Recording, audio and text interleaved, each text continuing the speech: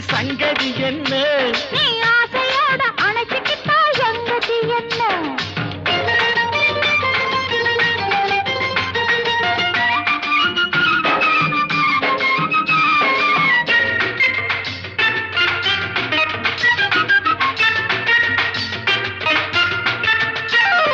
பொன்னாலே கோட்டை கட்டி உன்னோட வாழணும், பூ போட்ட மெத்தையிலே பூராவும் பேசணும்.